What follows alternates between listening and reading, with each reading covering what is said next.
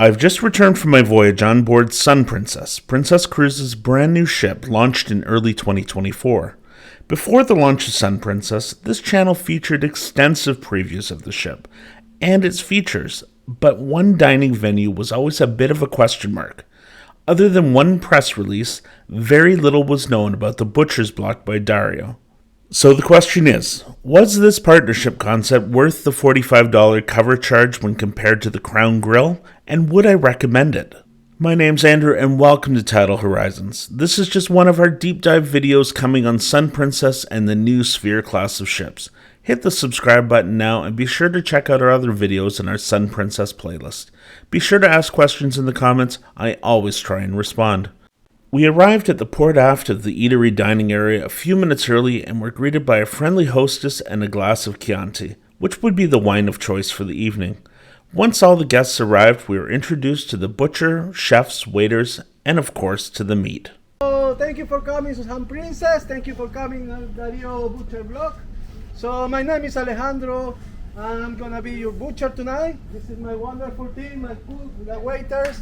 So please, a clap for these guys. Our butcher Alejandro was engaging and very entertaining. It was clear that this was meant to be as much of a dinner show as anything else.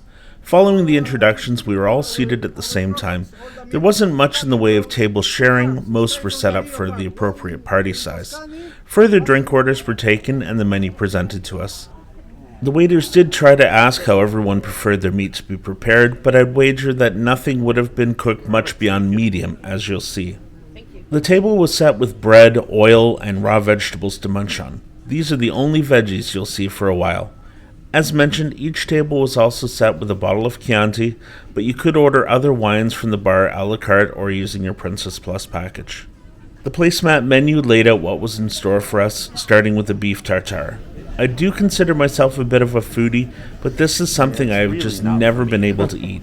I did try a little, it was nicely flavored, but I can't get past the texture. No offense to the chef, of course.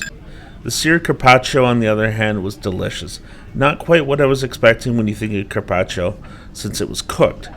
Next, we were served a dish of white beans. Again, really not my thing, it wasn't quite a soup, and I didn't catch the name of this dish. What follows is a number of cuts of beef, all well prepared and flavorful. They make a point of not cooking with any additional salt and instruct you to season to your liking. Nice. Florentina, one of the best. I like this one so much. And tonight the question is for tonight is to beef or not to beef, okay? So you will enjoy this one. By far the standout for me was the Fiorentina cut, which is similar to the porterhouse but from a younger cow. It was very tender and perfectly medium rare. The beef belly was a bit of a miss for me. Again, the flavor was there, but the texture was just too fatty for my taste. The filet and baked potato were excellent together, although the filet wasn't as tender as perhaps it could have been. The finale of the show, of course, is the bone-in ribeye, served tomahawk style. Again, seasoned to your taste, it was tender and flavorful. We have now our Cecchini signature tomahawk. I hope you're good. All the dinner, are you okay? Everything is okay? Okay, so we start with this. I just let you know that this one is only 10 pieces per cow. Okay, one in the starboard side, one in the port side. Okay, we're on the cheap. We need to speak like it. Okay, so bon appetit, okay? I like it.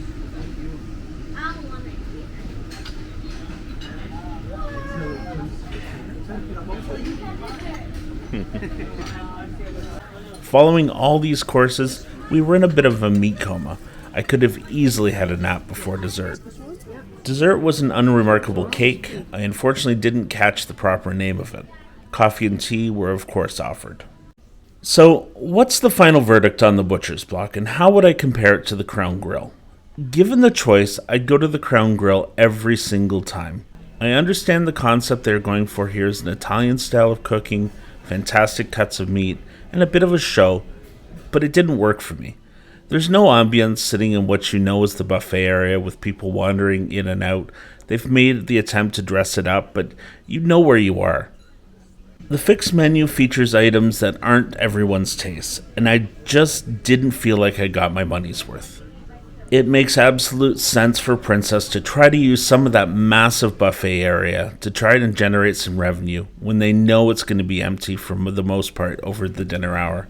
The same can be said for the Catch by Rudy next door. I'm just not sure the Italian concept works. Perhaps it would be better off being a Brazilian steakhouse or a barbecue joint, but they'd still have to do something with the venue they are using. The crew were friendly and knowledgeable, so I have no complaints about the service. They are doing the best with what they are given. If you can't get into the Crown Grill and you really want to eat quality beef, then give Butcher's Block a try. It's just not my first choice. Have you experienced the Butcher's Block by Dario? What are your thoughts on the experience? Do you agree with our sentiment? Leave a comment below and please remember to subscribe to the channel and like the video. Thanks for watching.